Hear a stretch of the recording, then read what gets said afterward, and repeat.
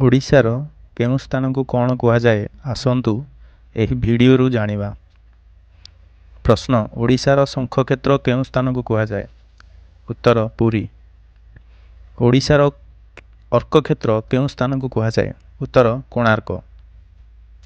ଓଡ଼ିଶାର ତୁଳସୀ କ୍ଷେତ୍ର କେଉଁ ସ୍ଥାନକୁ କୁହାଯାଏ? ଉତ୍ତର କେନ୍ଦ୍ରାପଡ଼ା। ଓଡ଼ିଶାର ଚକ୍ରକ୍ଷେତ୍ର କେଉଁ ସ୍ଥାନକୁ କୁହାଯାଏ? ଉତ୍ତର ଭୁବନେଶ୍ୱର। ଓଡ଼ିଶାର ପଦ୍ମକ୍ଷେତ୍ର କେଉଁ ସ୍ଥାନକୁ କୁହାଯାଏ? ଉତ୍ତର କୋଣାର୍କ। ଓଡ଼ିଶାର ବ୍ୟାସକ୍ଷେତ୍ର କେଉଁ ସ୍ଥାନକୁ କୁହାଯାଏ? ଉତ୍ତର ରାଉରକେଲା। ଓଡ଼ିଶାର ଶବର ଶ୍ରୀକ୍ଷେତ୍ର କେଉଁ ସ୍ଥାନକୁ କୁହାଯାଏ? ଉତ୍ତର କୋରାପୁଟ। ମଣିକ୍ଷେତ୍ର କେଉଁ ସ୍ଥାନକୁ କୁହାଯାଏ? ଉତ୍ତର ଭଦ୍ରକ। ଶ୍ରୀକ୍ଷେତ୍ର କେଉଁ ସ୍ଥାନକୁ କୁହାଯାଏ? ଉତ୍ତର ପୁରୀ। ବାଣୀକ୍ଷେତ୍ର କେଉଁ ସ୍ଥାନକୁ କୁହାଯାଏ? ଉତ୍ତର ଜଗତସିଂହପୁର।